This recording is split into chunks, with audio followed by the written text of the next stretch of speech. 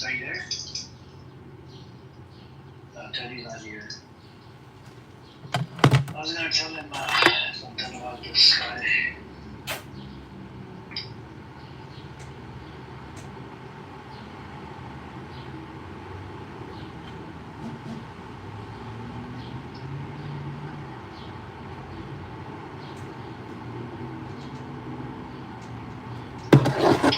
Anyways, Usman, did you want to say something? Usman.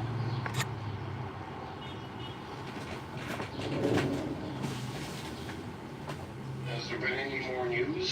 Updates or something? Can you hear me, Usman? Yes, I'm here.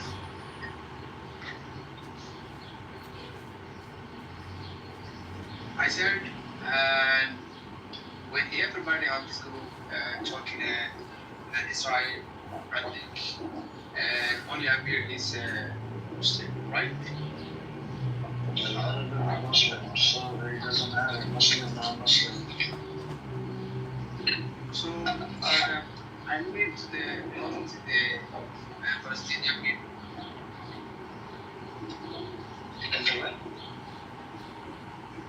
Not Matt with the United States flag. Look at that. All of a sudden he's pro-America. Wow.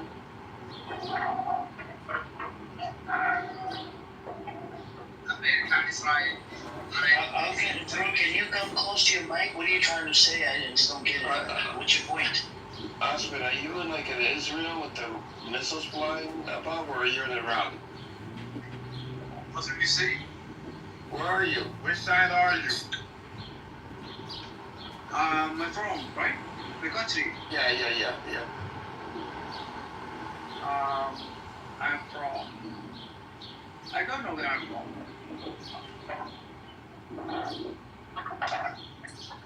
Well, you sound like you're on an air base. But I protected Palestinian people. 100,000 people, children is killing the American bombs, Israel bombs. So why? And right now Israel bombing Iran.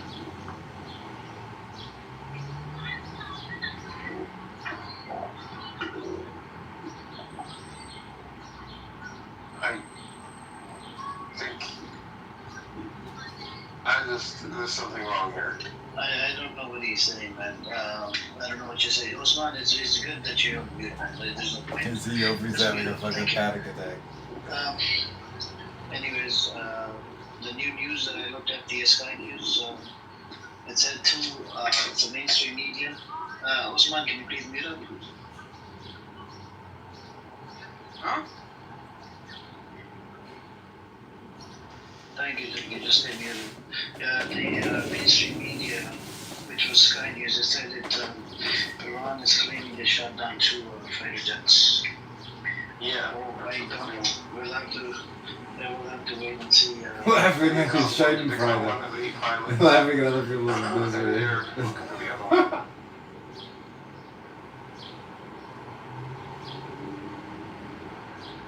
Iran was in the audience, so.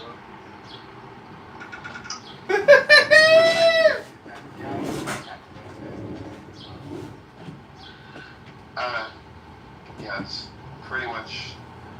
I think it's pretty much guaranteed. This is why he did it. What's that, Edward? He said he feels like that Netanyahu has done this to stay in power, and I said it's pretty much guaranteed. This is why he's doing this. And could care less how many people die as a result on the Israeli side or the Iranian. It's all about self-interest. Sad. Well, I don't really agree, and I think the important distinction is that the US is fully, intimately involved with this, and even if Netanyahu was out, all of the plans in the Middle East would continue because Israel's psychotic, ambitious empire plans in the region completely align line with America's imperial plans. So every operation should be considered as a US-Israeli operation. There's not really any daylight between them. And it's kind of irrelevant. These, I believe, are political theatre where we describe, oh, it's Bibi trying to gain power, it's Trump trying to negotiate. It's all lies, all for the public. The plans are much bigger than that. The US is intimately involved with the British and the French imperial powers as well. This is a grand chessboard, and the individual players on the board are just there for theatre, for the public, to make the speeches and so on. Actual geopolitical policy is much bigger. Your voice is too low. Can you come close to your mic? Okay, yeah, I'm happy to explain the larger plans, and the larger plans are, as typically with all geopolitical struggles, you'll have power blocks, and the West is obviously one power block, China is another power block, Russia is its own weird, awkward power block that's trying to work with both sides, and the Middle East has traditionally been a hot spot for geopolitical power because of its resources as well, and vital to major trade routes through the Suez Canal, and on the other side, the Iran side, the Strait of Hormuz, both of which are vital for shipping as well as, more important, oil. And as the power balance in the world shifts towards the east, more and more oil trade is now going eastwards through the Strait of Hormuz, where traditionally there was more heading west through the Suez Canal to Europe. Europe is not as important anymore. Asia is now far more important economically and trade-wise than Europe.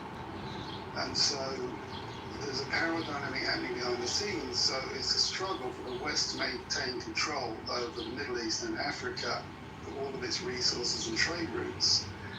Whereas Iran is aligned more with Russia and China now than ever. And so there's enormous strategic importance to controlling the region. I understand that's the same as what Israel's goals are. Israel is its own demented psychopathic entity that wants more and more power across the world, but specifically it has a Greater Israel project that it has spelled out numerous times and is in the process of colonizing one country after another of its neighbors in that process, and that completely aligns with the US and the Western European powers because it fits with our strategy in the region.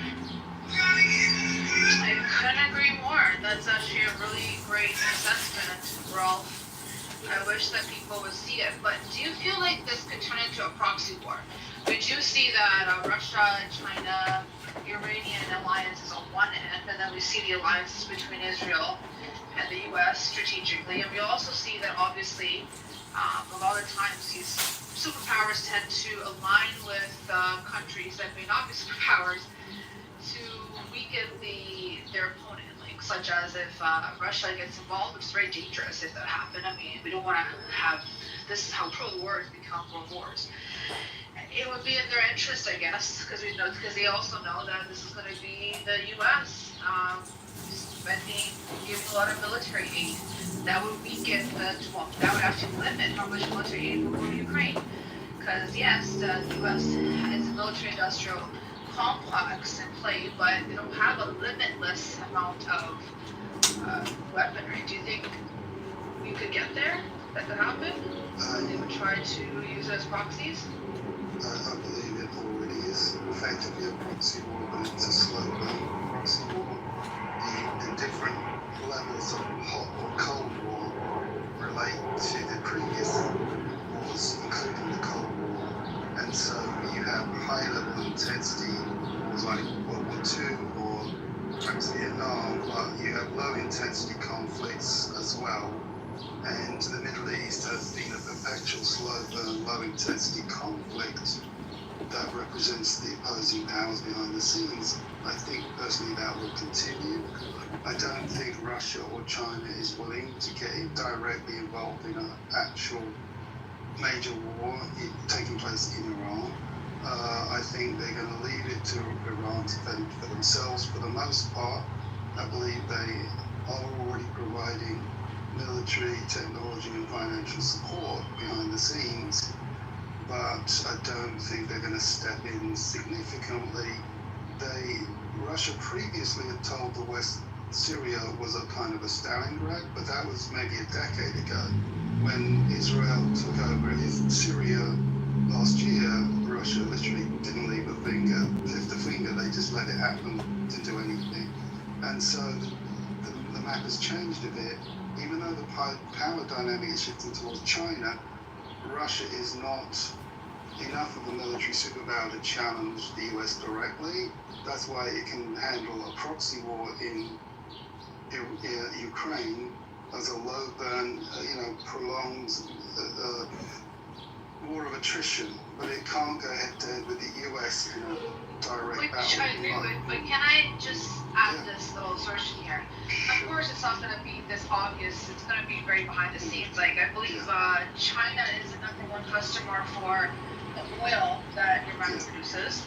So they have their best interest there. I know that, from what news reports have said, 2 days or day before Israel's heinous attack on Iran, China had met with them, and they have already provided military equipment, and so has Russia. I mean, it may even just be showmanship. Even the first time that Israel acted in the way that they did by threatening Iran's sovereignty, we saw a lot of, it may again be for show, but it's enough to send a signal where there's Russian planes going back and forth with Tehran and sending some sort of weaponry, and they've been doing it for a long time, even before this. I do get it. I mean, you can't really go head to head with the USA, but you can use other countries to do it. So I think this slow burn might actually kind of come to a head now.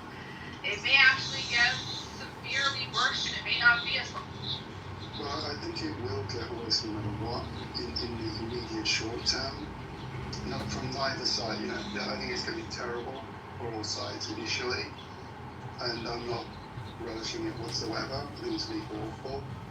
And also there's a weird kind of time pressure as well that I think I can't be bothered to go into it, but there's another ticking clock behind the scenes that kicks in towards the end of the year. And so just to What do you mean by that? Sorry, if you don't mind. Well, there's this weird thing to do with sanctions. The UN and the US imposed sanctions, and the US has kind of worked its way out of an ability for sanctions to snap back onto Iran. Therefore, because that will all expire and they can't revert it towards the end of this year, it sets in motion a kind of a ticking clock for them to get this thing done and resolved, because after that they will have much less recourse. So unfortunately, being as belligerent as the US is, they're more likely to take aggressive action rather than let that play out. And that's maybe a factor in why this is accelerating now. And so I think regardless of what happens, there will be a nasty conflict, but then I think the way Russia and China will continue to do things is the long game. So I think they're sadly willing to sacrifice countries like Syria, maybe Iran next, and so on. But in the end, they will watch the Western Empire continue to decline.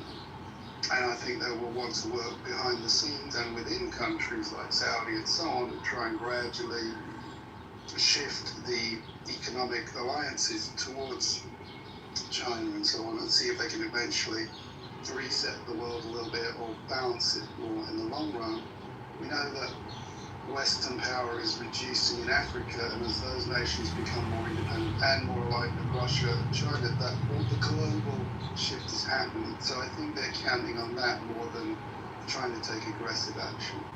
I believe that's kind of That's your assessment. It's very fair. I'm just wondering if anybody has pushback. I'm just wondering if anybody in the audience wants to come up, or anybody on the stage wants to justify the actions, the so-called preemptive attack Israel has taken upon themselves to do upon Iran, its sovereign country. Anybody support that shit here? I'm just curious.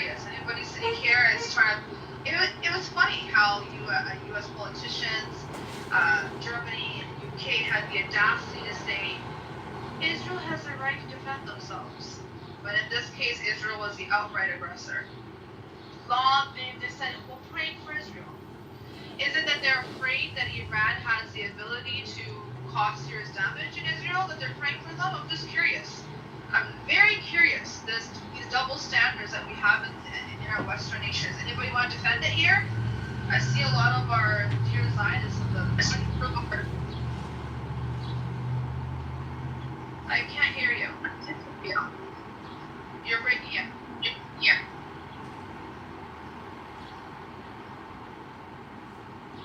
Maybe are you speaking?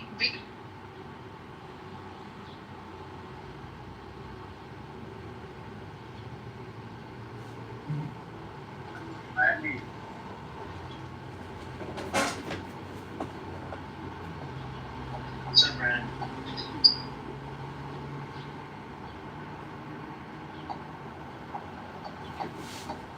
Maybe we can't hear you. Your voice is coming out.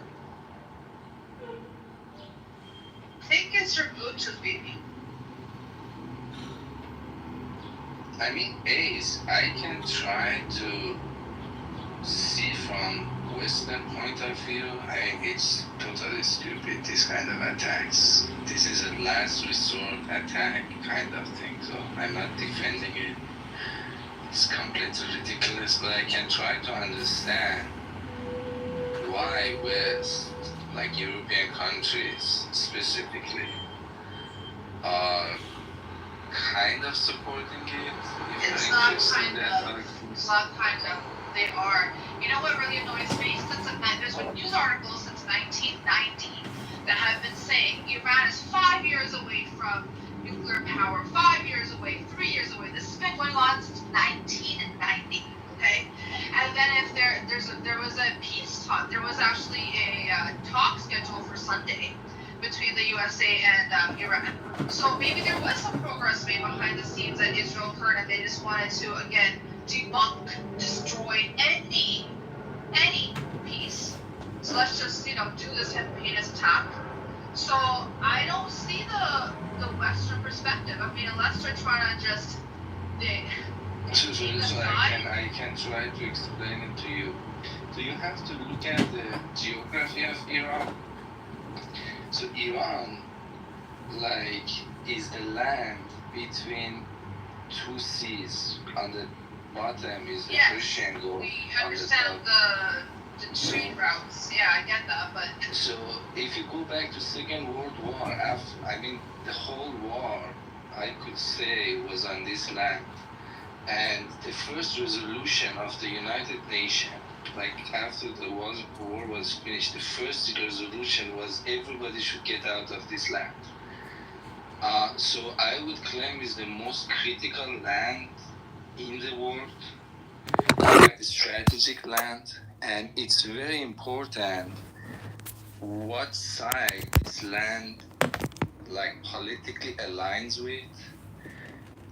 West does not want this land aligned with East, let's say China or Russia.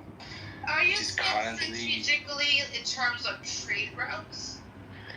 Amir, somebody's recording right now and streaming the same thing. I know, it's the same person. We just guys, we need to record him every single time he does it as a group to Clubhouse. Yeah, I'm working on that. That's why I'm not saying much. Do you know what the house name is? It says Amir Terrorist Supporters. John Kitover, Kitover. Yeah, he's already on board. Hold on 1 second. But here as mods, we need to block the account. Can you guys put the account in here? Because if the mods block him as an account, kicked out of the video. We're gonna go crazy. Account. That's. One is Can you put it in the chat? I think I did already. Hold on. Let's see what this says. It's comedian Republican. Yeah, but he opened up a house called Amir Terrorist Supporters. Did you see the house name? I'm glad he's about to get done. YouTube and everywhere else. Sometimes you gotta let people fuck around and find out. For real. He's been warned. He's even got other profiles going in and out of the room. Screenshot them and take down the account numbers. He's gonna be broke. Imagine paying $5 for anonymous accounts. Left and right. So you guys want to hear this ironic statement? He actually was a veteran. So they're saying that Iran is attacking civilians, right? This coming